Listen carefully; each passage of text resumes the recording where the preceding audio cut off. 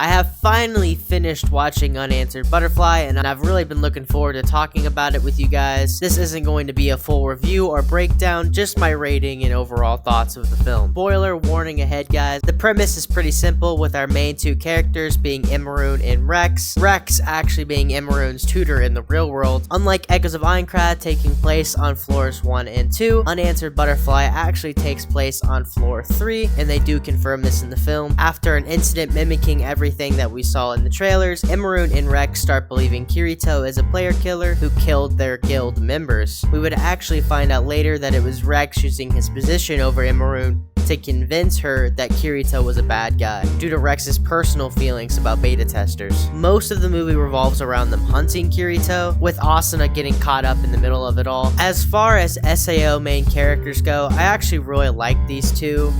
Rex, not so much. At the beginning, I did like Rex and his character, but the absolute 180 that he does really throws me off and turns me away from his character completely. He actually really gives Oberon a run for his money at the end of the movie. His manipulation of Immaroon was done really well, and the Project Eden stuff made him more than just another villain in my mind, and I'm very curious to see where his story goes after the ending. I actually really like that Rex tried to fake FNC to make him look like less of a suspect. Immaroon was a fun character, but she was kind of annoying at times, even completely forgetting about her dead friends once she smelled boar meat, which I did find very funny. But she was very emotional and very determined throughout the film, actually becoming friends with Asuna and Iori from the main game of Echoes of Aincrad. Speaking of Asuna, I actually really like the way they portrayed Asuna in the film. I love how much she was involved. Her scenes with Immaroon were great, and it was really nice seeing Asuna back in this SAO era. Kirito. I absolutely love the way they portrayed Kirito in this film. If you guys have been watching the channel long enough, you would already know that I called Kirito being framed just from the trailers, but I did not expect for him to be framed the way he was, and the way that Kirito thought to outsmart Rex towards the end of the film was absolutely genius, and I absolutely love this Kirito coat. It is one of my favorites. And to admit when I'm wrong, I accidentally made a claim in last video stating that the trailers were edited to make the crystal orange for Kirito, when that is actually just not the case. At the beginning of the film, Kirito actually did have a orange crystal, but the criminal system would correct that, turning his crystal green towards the end of the film. I really liked the way this movie was animated. I thought it looked amazing, and especially the sword skills like Kirito here. That is one of my favorite visual sword skills I think I've ever seen. I also really liked how they tied in the lore from the Echoes of Aincrad game. Obviously, we see Iori and her entire guild, as this game actually takes place after the events of Echoes of Aincrad, being it's on floor 3 instead of floors 1 and 2. I think it ties into all the lore nicely. Some of the smaller details I really liked about the film was the weekly Argo magazine. Not that that was really cool. I really liked that we get to see Liz talking to Asuna at the beginning. Also, the return of the almighty Pebble was an awesome callback. It was not on my bingo card for the movie, but I enjoyed it anyway. Immaroon actually using the word goated in a sentence in this film was really funny and actually made me pause for a moment. But for my final thoughts, I really enjoyed it overall. Definitely worth watching if you're an SAO fan. There's a lot more going on than I expected, and I ended up taking pages of notes while watching, so I ended up taking a lot more time than you would, but I definitely recommend a watch. But I would say one of the most important parts about the film is actually the end, with Mort finding Rex after Rex survives the fall into the lava. And when I saw Mort, I immediately thought back to the Is Kirito a PKer series, where me and Star King actually talked about the meeting between Mort and Kirito on the 3rd floor. So it was just actually really cool to see that, and to see how close me and Star King actually were to being right. But since the film did end this way, it absolutely left the door open for a sequel, or maybe even a 3rd floor expansion for the Echoes of Aincrad. But anyway, guys, I hope you liked this video. Remember to comment, like, and subscribe. I'm gonna try and do a further in-depth video of Unanswered Butterfly and Echoes of Aincrad here soon. Let me know what you thought about the game in the comments,